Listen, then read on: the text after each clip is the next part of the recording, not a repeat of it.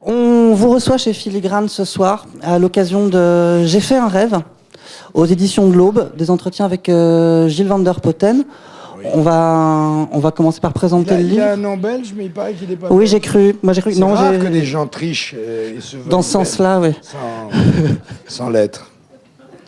Mais il est peut-être belge, mais il est à la fois très intelligent et très sympathique. C'est un... N'étant pas belge, je ne relève pas. C'est un des collaborateurs de Stéphane Hessel, c'est important de le présenter. C'est en fait ce qui m'a convaincu, je ne m'attendais pas du tout à ça, mais il m'a envoyé une lettre un jour pour me dire, je ne le savais pas, ou peut-être le savais-je, mais bref, je m'y étais pas attardé. J'avais lu le premier livre de Stéphane Hessel, le fameux Indignez-vous, qui a fait un malheur, si je puis dire, un peu partout. Mais l'autre livre, avec Gilles, je ne le connaissais pas. Et voilà, il m'a écrit. Il m'a dit qu'il avait fait aussi un livre avec Daniel Mitterrand, que j'avais tendance à préférer à son mari. Et donc, c'est-à-dire qu'elle était plus de gauche que lui. Et donc, voilà. Et ça m'a surpris parce que d'abord, elle était morte et Stéphane était vieux. Donc, je me suis dit, qu'est-ce qui leur prend ils ont vu un médecin, quelque chose. Ils savent que je suis condamné, quoi. Pourquoi est-ce qu'ils veulent s'approcher de moi pour que je fasse mes dernières confidences? Et puis non. Et ce garçon a 27 ans, il est très intelligent, il est très cultivé, il est très militant au sens où je l'entends, c'est-à-dire il n'est pas dans un parti politique, mais il va de l'avant, et voilà, c'est très intéressant pour un type de ma génération de parler avec un garçon qui est plus jeune que mon fils Nicolas. D'ailleurs, le titre de la collection qui est dirigée par Gilles van der... Je veux bien qu'un Belge me dise si on dit Gilles van der Putten ou van der Potten, en fait. Potten? J'entends pas la différence. Putten et Potten? Oui. Donc c'est Pau. Van der Putten aussi, oui, on peut faire. Il est directeur de collection chez l'Aube aussi, et la collection, c'est super intéressant, ça s'appelle Conversation pour l'avenir. C'est des entretiens donc avec des penseurs, des philosophes, des artistes. Et il mène aussi un combat avec un groupe qui s'appelle Reporters d'Espoir. Reporters d'Espoir. Je fais tout le boulot, moi, celui-ci. J'ai même pas eu le temps de le dire. Racontez-nous Reporters d'Espoir. Non, je vous en prie, parlez, j'aime bien. Je sais pas ce que c'est Reporters d'Espoir. Ça me repose. Donc c'était pour dire que cette conversation s'appelle Conversation pour l'avenir. Cette collection, s'appelle Conversation pour l'avenir. C'est vraiment des conversations avec des penseurs, des gens engagés, dans le but de transmettre quelque chose. En effet. Et voilà, moi je me demandais déjà comment s'était faite la rencontre avec Gilles van der Potten, et surtout comment vous avez réagi à l'idée qu'il y avait vraiment le désir de faire un passage avec ce livre. Bien, d'abord, ça m'a pas à ce point surpris parce que dans mes spectacles, je me préoccupe sur scène beaucoup de politique. J'ai ma revue de presse où je commente presque au jour le jour. Il m'arrive d'en avoir marre d'ailleurs, car il arrive aussi que l'humoriste et le citoyen ne soient pas tout à fait dans la même humeur. Et donc voilà. Alors il faut faire du drôle avec du triste. Alors que là, d'une certaine manière, il y a des extraits de cette revue de presse. Il m'arrive d'avoir quelques petites cabrioles humoristiques dans mes réponses, mais c'est un livre, d'un être normal, quoi, qui dit les choses, qui le ressent, et je m'appuie, en effet, guidé par Gilles, sur mon passé, sur ma naissance en Algérie, qui a été fondatrice de ce que je suis. J'ai essayé toute ma vie de ne pas décevoir l'enfant que j'ai été, et qui était un enfant rêveur et ambitieux au sens fort du mot, qui n'est pas l'ambition carriériste ou opportuniste. S'il vous plaît, les libraires, coupez vos téléphones. Et donc, et dans ce livre, je dois vous faire un aveu d'ailleurs, je n'ai pas changé une seule question à la relecture de Gilles, qui a posé des questions épatantes et extrêmement excitante au sens où j'avais envie de répondre chaque fois. Mais en revanche, habitué que je suis à écrire le langage parlé, cette conversation a été réécrite par moi après.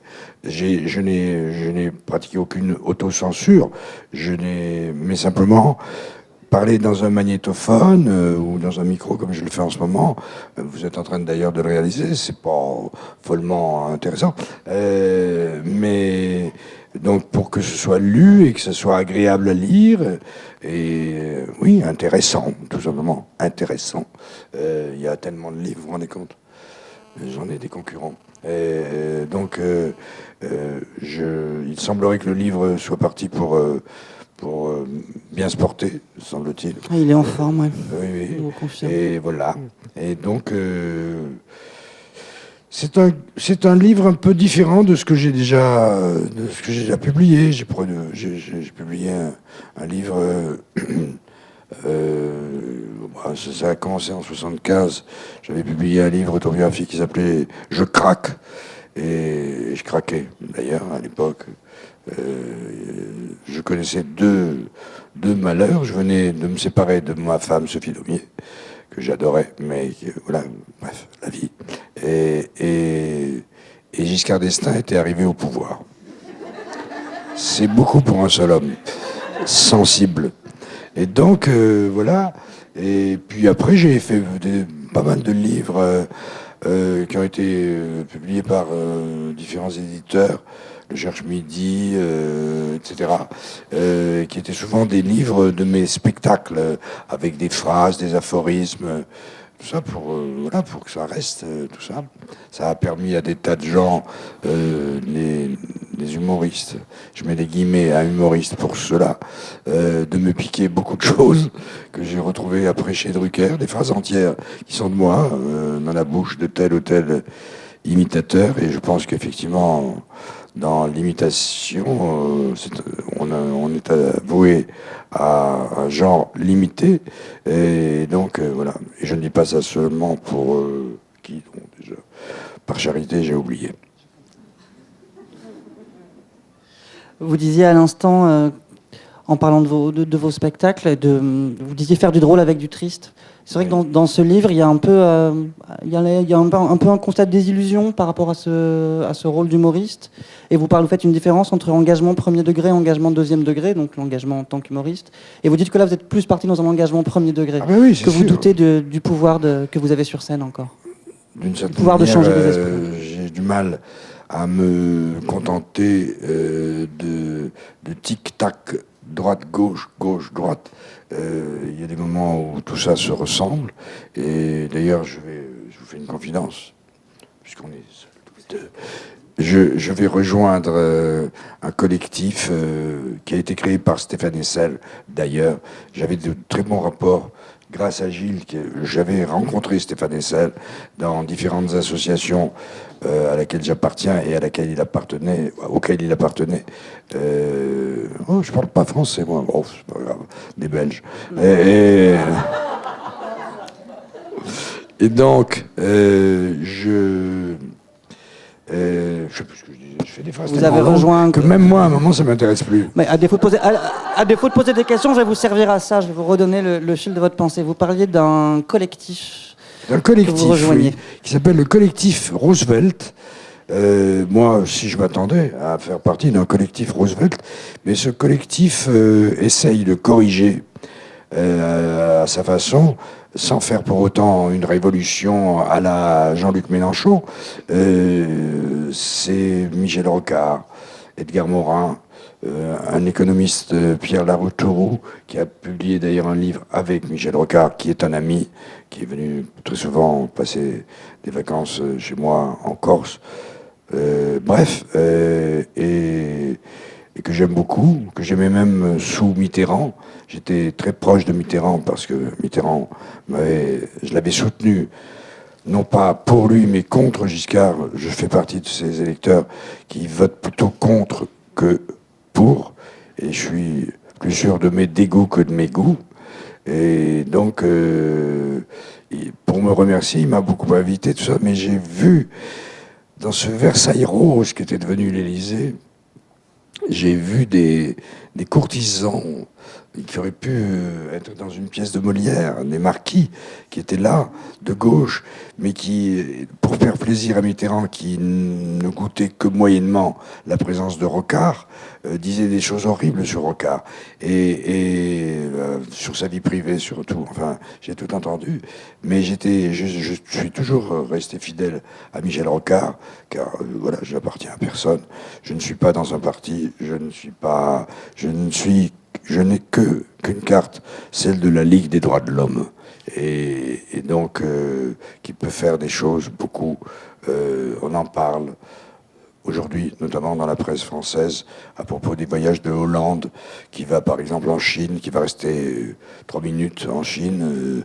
Il n'osera même pas parler de ce qu'est la Chine, c'est-à-dire un pays haïssable à la fois dans ce qu'il a de communiste au mauvais sens du terme et de capitaliste au mauvais sens du terme. C'est un pays qui peut être fréquenté par Nicolas Sarkozy ou Jean-Pierre Raffarin, qui d'ailleurs sert de guide à François Hollande. Et je sens qu'aujourd'hui même, c'est en train de basculer en France en ce moment, car il y a toute une partie du Parti socialiste même, et des gens qui sont proches de Hollande, qui en ont un peu marre de ces hésitations, de ces timidités, il faut bien dire, de ces voleries aussi. Et voilà, nous en sommes là, nous, en France. Alors on en était au collectif Roosevelt. Moi je veux bien que vous Eh bien oui, expliquiez. mais... Il est têtu. Je le connais, mon David. Oh, il est têtu, on me l'avait prévenu. D'une certaine manière, c'est un groupe, donc, dans lequel sont des gens très différents. Je pense, j'ai par exemple des rapports extrêmement privilégiés avec le leader des syndicalistes d'ArcelorMittal, qui ont été très maltraités, ces sidérurgistes, par monsieur Mittal, l'Indien. Je dis sur scène que dans les westerns, je suis pour les Indiens, mais que celui-là, j'ai envie de prendre un cheval, mettre un chapeau de cow-boy et d'aller le descendre. Tellement c'est vraiment un salaud. C'est parce que je ne suis pas de cette gauche abrupte qui pense que tous les patrons sont des salauds. Ça. Et quand on a des problèmes, quand ça ne marche pas, quand ça marche moins bien, ça, on peut comprendre que des patrons se privent d'une partie de leur personnel. Ça. Mais là, pas du tout. Ce sont des patrons. Hein, ce type Mittal, il est riche à crever, mais il veut pas crever.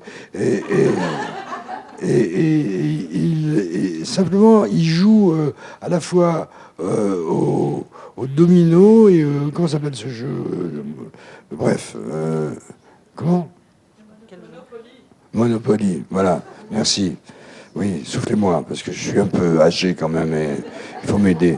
Et donc voilà, il vire des gens en Moselle, et puis il transporte tout ça ailleurs. Enfin bon, et c'est insupportable. Et Hollande vient de se déshonorer aussi là, car il avait fait des promesses à la manière de Sarkozy, qui avait promis à d'autres sidérurgistes. Et bon, on se demande pourquoi un clown comme moi se préoccupe de la sidérurgie. Mais c'est pas de la sidérurgie, je m'occupe des êtres. J'ai repris très souvent sur scène une phrase de votre compatriote Jacques Brel, que j'ai eu la chance de côtoyer. J'ai mal aux autres. Et donc, c'est ça, moi. Je suis comme ça. Je n'ai pas à me plaindre de ma vie. J'ai la chance de faire encore tardivement un métier qui me passionne, d'y gagner très agréablement ma vie. Je suis pas riche parce que je dépense tout. Et on m'aide autour de moi. Mes êtres chers sont très chers. Et donc voilà, mais n'en déplaise à Éric Zemmour ou à Natacha Polony, on peut être attentif au malheur du monde sans en être la victime. Et c'est un peu voilà, à ce genre-là que j'appartiens, et je ne suis pas le seul. Je suis en compagnie de Michel Onfray, le fameux philosophe, et de Boris Cyrulnik, et d'un tas de gens qui, heureusement, vous savez que Robespierre et Danton et d'autres n'étaient pas vraiment des pauvres, mais ils ont fait la révolution. Bon, moi je suis pour la révolution de velours, la Vaclav-Havel. Je suis contre la violence physique, je suis contre des gens qui s'entretuent dans la rue. Bon, faites attention avec les flamands, vous. Vous en parliez à l'instant, il y a un mot qui revient très souvent dans J'ai fait un rêve, c'est le mot ami. Vous citez beaucoup des gens qui vous entourent, donc vous venez d'en parler, Michel Onfray, Boris Cyrulnik et des proches. Des proches, irremplaçables. Je fais partie de ces gens, enfin je ne crois pas être le seul, qui ont des deuils interminables. Je n'arrive pas à m'habituer au départ définitif de certains. On sent que Simone ça avec Signoret, Pierre Desproges. J'ai eu la chance, moi, de rencontrer des gens épatants. Voilà. Je ne fréquente pas utile, je n'ai jamais cherché à fréquenter les gens parce qu'ils auraient pu m'aider à ceci, à cela, mais ils me sont tombés dessus. Voilà, Simone Signoret, j'ai écrit un film qui s'appelait Dragée au poivre il y a longtemps, un film à sketch, elle a joué ça avec Belmondo qui était mon copain. Voilà, je me souviens que j'avais joué un sketch qui n'était pas de moi dans un cabaret de Saint-Germain-des-Prés, et j'ai connu mon héros, Jacques Prévert, qui m'a conseillé d'écrire. Je sais pas comment il a su ça, que je pouvais écrire. Alors je lui obéis, parce que c'était Jacques Prévert, dont je disais des textes en classe de grec. J'interrompais les classes de grec et j'allais dire du Prévert en Algérie quand j'étais enfant ou jeune homme. Et tout d'un coup, il me dit, parce que j'avais dit mon horreur de ce que j'appelle le théâtre digestif, théâtre, vous voyez, je laisse ça à Franck Dubosc, quoi, ou je sais qui. Et donc, j'aime faire rire, mais pour moi, le rire n'est pas le contraire non plus de l'émotion. J'ai écrit un texte pour clore mon spectacle. Je l'ai écrit dans les années 70, il est atrocement d'actualité. La vie est une comédie italienne sur une musique à la manière de Nino Rota que m'a écrite le musicien de l'une de mes amies disparues, qui fait partie de celles dont je n'arrive pas à m'habituer à son absence, Barbara, qui a d'ailleurs à ses débuts vécu ici même à Bruxelles. Voilà, et j'ai eu la chance de rencontrer des gens, Brassens, Brel, Ferré, Nougaro, que j'adorais. Voilà, et j'ai du mal à m'habituer à ce qu'il ne soit pas là avec nous. Mais alors, parmi ceux qui sont toujours vivants, donc on parlait d'Onfray ou de Cyrulnik, vous vous sentez encore une communauté de penseurs vous avez des gens avec qui vous avez une communauté d'idées? Vous savez, moi je suis un autodidacte. J'ai aucun diplôme, aucun.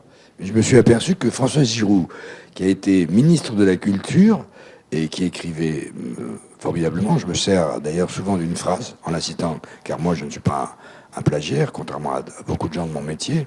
Et je ne dis pas seulement ça pour Stéphane Guillon. Je la cite souvent. En politique, il faut savoir choisir entre deux inconvénients. Et voilà. Moi, j'ai choisi mon inconvénient, mais j'ai voté contre Sarkozy, comme j'avais voté contre Giscard, et j'ai fait des spectacles meetings pour aider Hollande à passer, pour aider Mitterrand à passer. Et pourtant, j'ai fini plus ou moins, non pas fâché avec, mais contre Mitterrand, quand j'ai su qu'il avait fréquenté René Bousquet, l'homme du Veldiv, assez tard dans sa vie. Et quand j'ai appris ça, dans le même temps, il m'a proposé la Légion d'honneur sous sa réserve personnelle de croix. Déjà, la Légion d'honneur, pour moi, c'est une faute professionnelle. Et je comprends très bien qu'on aime la Légion d'honneur, mais bon, pour faire plaisir à sa maman, à son papa, bon, ok. Mais moi, non. Et puis là, dans ce contexte-là, et j'ai répondu par une phrase qui est d'ailleurs dans le livre, je suis de ces clowns qui préfèrent le rouge qu'on met sur son nez à celui qu'on accroche à sa boutonnière.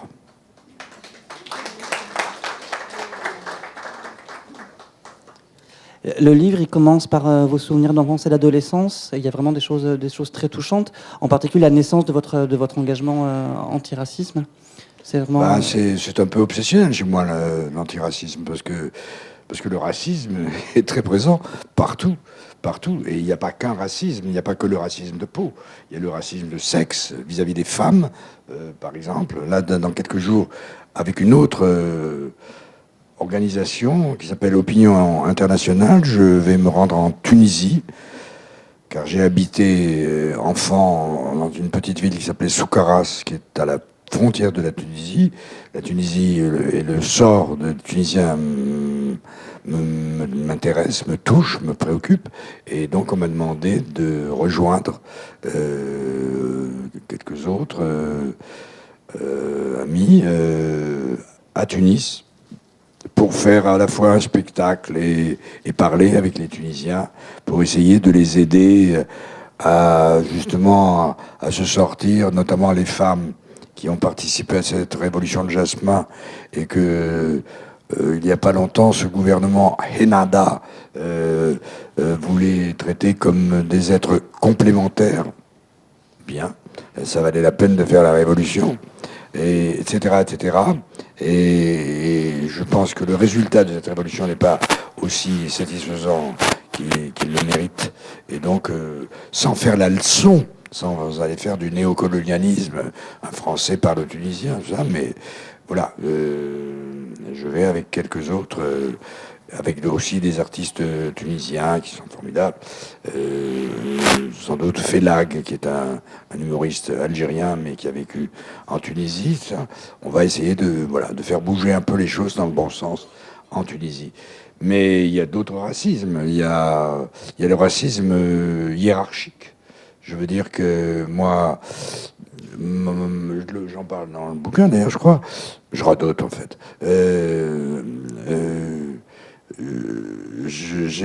Ma légion d'honneur, celle que j'ai refusée à Mitterrand, je l'ai acceptée d'une équipe d'un film de télévision que je tournais. J'avais le rôle principal et j'ai été choisi comme représentant de toute l'équipe. Et il y avait là un directeur de production, c'est-à-dire une sorte de contremaître, c'était pas le producteur, mais souvent dans le travail, c'est pas toujours le plus haut placé qui est le plus désagréable. C'est souvent les intermédiaires qui veulent se faire bien voir de ce qui est en haut et qui en rajoutent et qui font du zèle et qui se conduisent comme des salauds, au sens sartrien du mot, avec ceux qui dépendent d'eux. Et je me souviens que je l'ai emmerdé, ce type-là, parce que je peux être emmerdant, on peut savoir. Je suis gentil, mais je suis gentil avec les gentils, mais avec les méchants, pour parler comme un enfant, je suis très méchant, très, je sais faire. Et donc, et à la fin, je lui ai dit, j'ai offert un pot, comme on dit, à toute l'équipe, avec laquelle je m'étais entendu formidablement, et tout le monde était mêlé, des acteurs connus, les stagiaires, les techniciens, etc. Et puis il y avait ce type-là, le directeur de production, qui était tout seul dans son coin, personne ne lui parlait. Je lui ai dit, voyez, comme on s'entend bien, il n'y a que vous, voilà, on vous aime pas. Moi-même, j'aimerais que vous ne soyez pas nés. Il m'a dit, vous y allez fort. J'ai dit, vous aussi. Bon, bref, voilà, ce genre de choses. C'est parce que dans l'esprit de hiérarchie, je suis une star, je suis ceci, je suis cela, donc je domine, j'écrabouille tous ceux qui, socialement, il y a des différences. Il y a des différences de salaire, il y a des différences de vie, il y a des différences de talent parfois. Donc, certains qui sont mieux placés l'ont mérité, mais c'est pas une raison pour traiter les autres, pardonnez-moi, mais comme de la merde. Voilà. Oui, vous détestez, ça revient beaucoup dans le livre, les gens qui utilisent gratuitement leur pouvoir, quoi, qu'ils l'utilisent pas de manière constructive. Voilà. Ça s'appelle la démocratie, ça. Juste. Non, je dis ça alors que vous êtes dans une monarchie. Et ce racisme dont vous parlez, vous y êtes confronté très tôt, puisque c'est une des choses qui m'a touché, c'est ce rapport à votre Algérie, oui, mais en fait, vous avez lu que le premier chapitre. Oui, je me suis arrêté, ça suffit. Non, mais j'ai trouvé ça. J'ai effectivement trouvé ce début sur votre enfance et l'histoire avec quand vous vous faites réformer du service militaire très touchant parce qu'on sent les racines de l'engagement qui dure jusqu'à aujourd'hui. Oui, Quoi. je me suis fait passer pour fou. J'ai pas eu beaucoup d'efforts à faire. Non, apparemment, ils ont détecté chez vous un comportement de comédien. Je trouve ça génial de vous raconter ça comme ça. Parce qu'ils avaient peur que je décourage tout le bataillon. Parce que je faisais la grève de la faim, je refusais tous les colis qu'on m'envoyait, ma mère, où j'étais marié déjà à ma femme de l'époque, et j'ai failli crever d'ailleurs, parce que en fait, j'ai maigri affreusement, alors j'étais très séduisant, mais pathétique. Et donc, oui, ça a failli me coûter cher. Et ce qui est étrange, c'est que après m'être fait réformer et après avoir refusé d'aller tirer sur des jeunes gens avec qui j'avais été à l'école enfant, car pour moi c'était insupportable cette idée-là, et j'ai pensé à tous ceux qui étaient au fort de Vincennes, près de Paris, avec moi, et qui n'avaient pas choisi de faire cette guerre, et qui sont allés se faire tuer, se livrer à des sur ordre à des massacres, à des tortures, tout ce qui a eu lieu pendant la guerre d'Algérie. C'est pas à l'honneur de la France. Je m'apprête à faire un film d'ailleurs. Bon, j'en parlerai une autre fois, mais sur ça en Algérie. Parce que je suis pas non plus très satisfait par le gouvernement algérien. J'étais pour l'indépendance de l'Algérie, mais pas pour celle-là. Parce que, effectivement, le gouvernement militaire algérien n'a pas toutes mes faveurs. Mais bon, mais voilà, c'est la marge de l'histoire. Et donc, je fais des phrases, non. On arrive à suivre le fil. En fait, quand on ne suivra plus, je vous arrêterai. Mais c'est vrai que je me suis fait réformer. Et après, j'ai pensé à mes copains qui ne s'étaient pas, eux, fait réformer. Et il fallait... Alors, je dois avoir quelque chose de chrétien qui a survécu à mon caractère.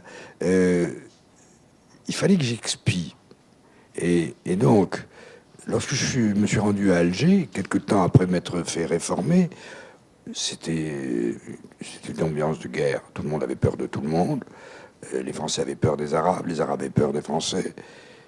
Et j'ai fait quoi? Je suis allé dans le quartier arabe, dans la Casbah d'Alger, où plus personne parmi les civils n'avait jamais mis les pieds, en petite chemise rose, d'été, main dans les poches. Et je me suis baladé dans les rues. Et les Algériens me regardaient. Ils n'avaient pas vu un Français autrement qu'un militaire depuis des mois, des années. Et j'avançais. Apparemment, ils me regardaient de façon plutôt bienveillante. J'ai acheté un kilo de mandarine, et puis je suis parti, et je suis rentré. J'aurais pu me faire égorger par un type qui avait des comptes à régler avec la France, qui avait peut-être perdu des gens de sa famille, assassiné par les parachutistes de l'époque. Jean-Marie Le Pen était un grand héros de la guerre d'Algérie. Et donc, voilà, j'étais pas tout à fait d'accord avec tout ça. Mais j'étais pas tout à fait d'accord avec moi, ça m'arrive. Ça m'arrive. Et donc, il fallait que j'expie en prenant un risque majeur. J'aurais pu y laisser la peau. Ben non, j'ai ramené des mandarines. Avec leur peau. On le disait au début, la collection s'appelle Conversation pour l'avenir. Est-ce que vous voyez dans la jeune génération, à part Gilles Van der Potten, des gens qui ont cette capacité de résistance et de révolte que vous aviez à l'époque pour faire un geste comme celui-là et que vous avez eu même...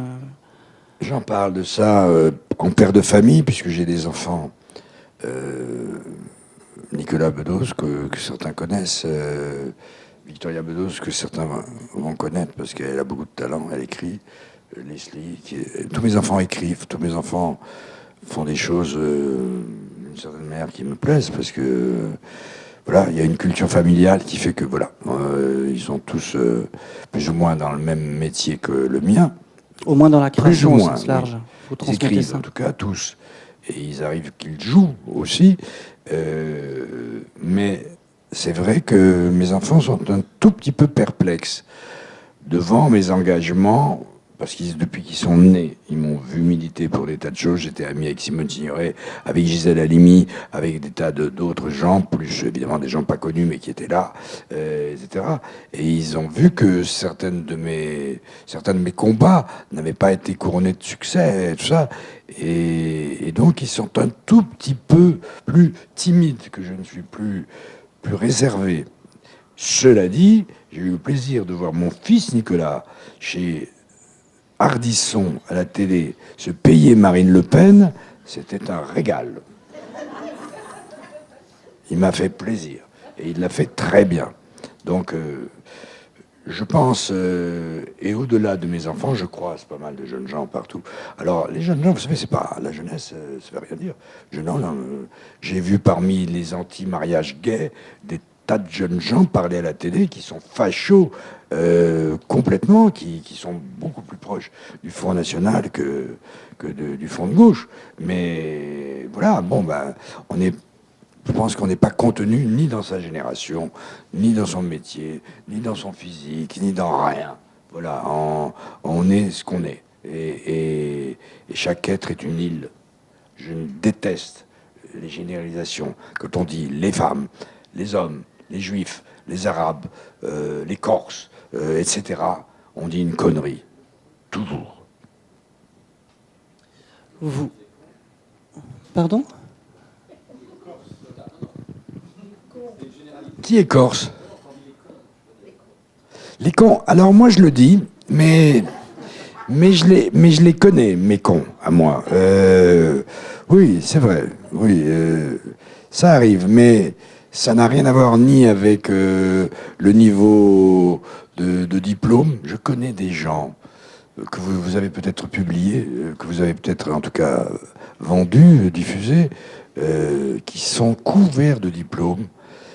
Et ce sont des imbéciles absolus, à vous dégoûter d'envoyer des enfants à l'école. Et je ne dis pas ça seulement pour Alain Finkielkraut. J'ai eu honte quand je suis retourné en Algérie pour faire un film avec Mireille Dumas il y a à peu près 25 ans, car j'ai emmené mon fils au lycée d'Annaba, où j'avais fait quelques classes, et on avait gardé, les Algériens avaient gardé, les Algériens dont on disait qu'ils méprisaient tous les Français qui avaient vécu en Algérie, tout ça. Faux, faux. Ils avaient gardé tout mon dossier. Je m'en serais passé. Car mon fils a pu voir que j'étais pire que lui, que j'étais dissipé, que je choisissais les matières qui me plaisaient. D'une certaine manière, j'étais proposé au tableau d'honneur, à toutes les récompenses possibles par certains professeurs et au renvoi carrément par certains autres. Je ne foutais rien en maths, je ne foutais rien, je faisais le con, pour dire les choses simplement. Je faisais rire mes copains, j'étais extrêmement dissipé quand ça m'intéressait pas, et j'avais tort. Mais voilà, les maths, ça sert. La preuve, si François Hollande avait fait des études plus poussées dans les mathématiques, peut-être qu'il réglerait les problèmes de l'économie française. Mais donc j'avais beaucoup de copains. J'étais un, comment dire, pardon de dire ça, mais j'étais maltraité chez moi, mais au lycée, j'étais un leader. Et donc, j'avais beaucoup de copains qui me soutenaient, qui s'amusaient avec moi, et j'aimais bien les faire rire, oui, en effet. Et j'étais aidé aussi par des professeurs qui aimaient bien mon caractère, mon tempérament. J'ai eu notamment un prof de lettres qui s'appelait Monsieur Schneider. Je n'oublierai jamais son nom, il a disparu depuis, mais qui, encore une fois, oui, interrompait la classe de grec pour me permettre de lire pour me permettre de dire sur l'estrade des poèmes de Prévert ou d'aller faire des idioties pour faire rire mes copains. Il m'aimait beaucoup et il m'a encouragé beaucoup. Je ne dois pas grand-chose à l'école, mais je dois beaucoup à certains professeurs. J'ai eu la chance d'être engagé en vedette américaine, comme on dit, c'est-à-dire que je finissais la première partie, lui, et tous les soirs, j'allais en coulisses quand j'avais fini mon spectacle, et le public de Brel m'aimait bien aussi, et donc j'allais le regarder, l'écouter, et il m'a appris, alors qu'on ne faisait pas du tout le même métier, mais il m'a appris des tas de choses. Et il m'a appris à pas faire trop long. Il y avait pas de rappel. Il chantait ses chansons et puis il partait, etc. Et puis dans la vie, on s'entendait très bien. Et ça m'a d'ailleurs consolé de...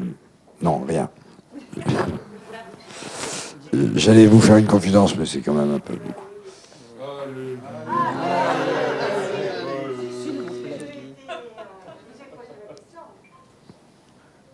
J'ai eu une relation avec une femme.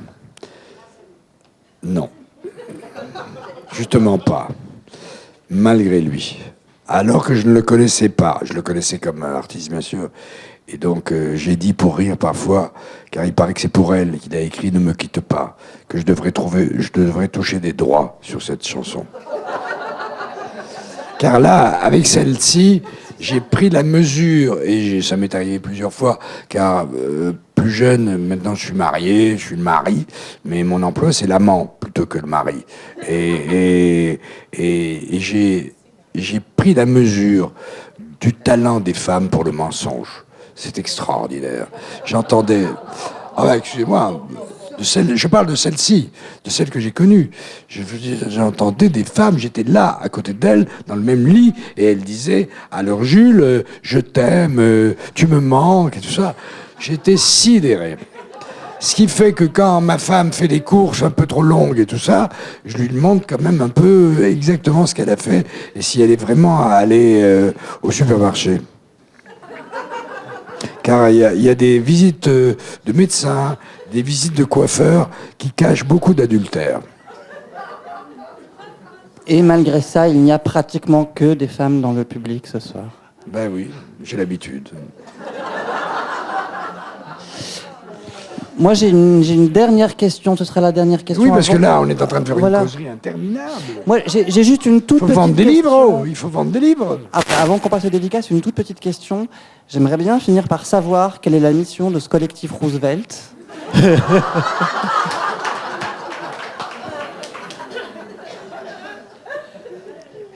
Sauver la France et l'Europe. Avec des gens comme Michel Rocard et tout ça, qui ont Michel Rocard a 83 ou 4 ans. Il a eu, comme Chirac, un AVC, comme on dit. Et ben, je vous assure qu'il est en pleine forme. Il est saoulant. Il arrête pas de parler. Il dit des choses très intelligentes. Je comprends pas tout, mais je sais que tout cela, et bon, moi, je peux accompagner ce genre de mouvement, vont proposer à la fois au gouvernement actuel français de changer des choses profondément sur le plan économique, sur le plan des rapports aux promesses qui ont été faites, sur l'immigration, sur... voilà. Merci infiniment. Merci beaucoup, à vous. Guy. Merci à tous.